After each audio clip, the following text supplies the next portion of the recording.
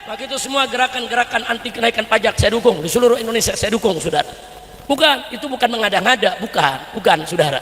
Jadi kadang-kadang saya kalau begini, saudara, jadi ingat dulu, saudara, Anda tahulah, saya dulu bagaimana berseberangannya dengan Gus Dur, saudara, dalam urusan-urusan pemikiran liberalnya.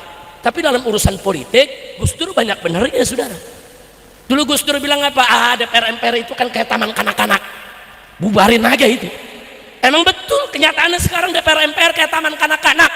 Saya mau tanya, kalau DPR MPR kayak taman kanak-kanak, pertahankan atau bubarkan? Pertahankan atau bubarkan?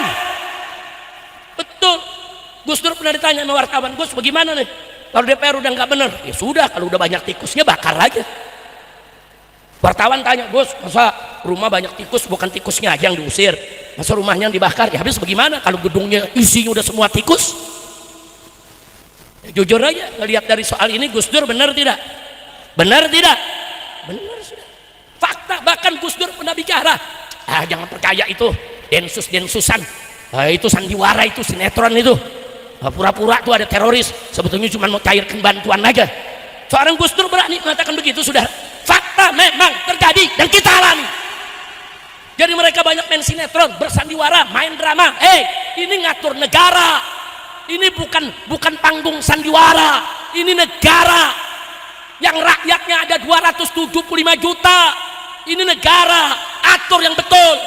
Mengatur negara, saudara, bukan dengan ucapan, bukan hanya dengan kata-kata, bukan dengan retorika. Atur negara dengan kebijakan-kebijakan yang melindungi rakyat, yang membela rakyat, yang mensejahterakan rakyat, dan yang menyelamatkan negara Republik Indonesia. Betul? Takbir! Sallu ala Nabi. Saya pikir cukup itu saja yang saya sampaikan, saudara. Saya hanya ingin menyampaikan, hati-hati, jaga diri, rapatkan barisan, perkuat persatuan, saudara. Pertahanan keamanan rakyat semesta yang disebut hankam rata, itu kita mesti mulai lagi di kampung-kampung kita. Jangan sampai terlambat, begitu ada chaos, begitu ada huru hara, nanti orang yang nggak salah jadi korban, saudara. Jadi kampung jaga kampung masing-masing, jaga rumah masing-masing, saudara, jaga. Itu yang nggak bisa mengharapkan aparat yang jaga kita. Jangan mengharapkan aparat, saudara. Kadang-kadang kita hilang kambing, lapor aparat, bayarnya pakai kebo. Bukan mungkin ketemu, mungkin rugi, betul? Nah, ini fakta, saudara. Nah makanya saya sudah katakan berkali-kali, kalau polisi mau benar, Kapolrinya ganti, saudara. Banyak orang menghina agama, menghina ulama, saudara, menghina habaib. Kita laporkan ke Mabes Polri, nggak diproses. Ini Kapolri macam apa, saudara? Di Jawa Tengah, saudara, ada gerombolan yang selalu kerjaannya membubarkan pengajian. Terang-terangan mereka bergerombol, pakai senjata, bubarin pengajian di mana-mana, nggak ditangkap. Apa ini program Polri sehingga Kapolrinya diam? Makanya tadi saya katakan, jaga kampung kita masing-masing, saudara. Kalau penjahat ini sudah berkolaborasi dengan pejabat, mau apa lagi kalau bukan kita lawan mereka? Karena kalau pejabat sudah berkolaborasi dengan penjahat, masyarakat yang akan jadi korbannya, saudara. Ada apa? Peristiwa Pemalang umpamanya, saudara. Jelas kok yang melakukan siapa. Dari seminggu sebelumnya mereka udah ngancam, mereka keliling bawa senjata, enggak ditindak, dipanggil sama polisi aja enggak, saudara. Apa? Panitia diancam, saudara, semua warga diancam, apa, saudara? Makanya begitu saya tanya kepada panitia, Anda undang saya, Anda berani? Kalau nanti dilarang polisi bagaimana? Tetap kita adakan, Habib. Ini udah kesepakatan warga kami. Kalau nanti diancam sama gerombolan PKI ini, neo PKI, bagaimana? Tetap kami adakan.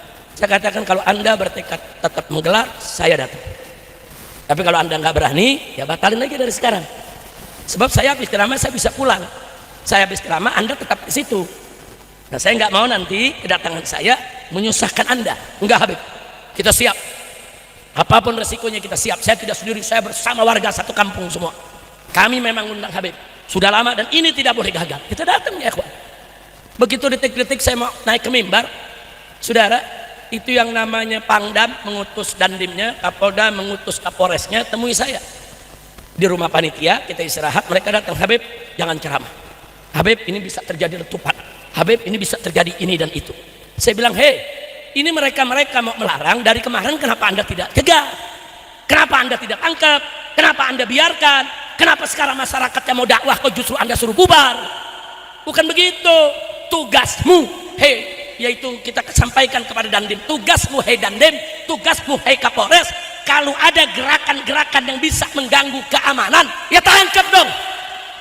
Mereka kan cuma segelintir orang. Kenapa kau takuti panitia? Kenapa kau ancam panitia? Kenapa kau membubarkan itu pengajian? Ribuan umat yang hadir sudah. Saya bilang nggak bisa. Terus bilang, tapi ini kan demi keamanan Habib. Kalau demi keamanan, dari kemarin kau tangkap. Tetap dia mendesak Habib, ini permintaan Pangdam. Sebaiknya Habib nggak usah datang. Kalau malam hari ini seorang Habib Rizik gagal ceramah hanya gara-gara gerombolan neo PKI macam ini, besok semua habaib, semua kiai yang muhibbin kepada habaib akan dibatalkan acaranya. Betul? Saya bilang nggak bisa, saya akan naik saat ini. Nggak bisa, Anda jangan coba-coba larang saya. Jadi sekarang ya kita bagi tugas. Saya akan naik, saya akan tenangkan umat. Ribuan umat tidak akan pernah bikin ribut kalau mereka tidak dipancing. Betul? Anda tugasnya turun sekarang, usir itu mereka, tangkap itu mereka yang ingin membubarkan pengajian. Habis itu saya berangkat, saudara. Saya berangkat, saya naik ke panggung, saudara. Enggak, umat enggak ada yang bikin ribut. Saudara, umat semua tenang, ribuan umat. Bahkan ribuan umat enggak tahu kalau di belakang ada yang ribut, saudara. Enggak. Ini panggung di sini, ini umat ribuan yang hadir. Ini di kanan kiri ini ada gang, saudara. Orang-orang yang ingin membubarkan umat masuk dari gang-gang tadi, saudara. Dan Laskar FPI bersama batiknya, saudara, dari pagi sudah membuat peta lokasi. Oh, ini ada celah. Oh, ini ada gang. Oh, ini ada lubang. Oh, mereka bisa masuk dari sini. Di situ kita buat pertahanan, saudara. Laskar FPI tahu, kok polisi nggak tahu.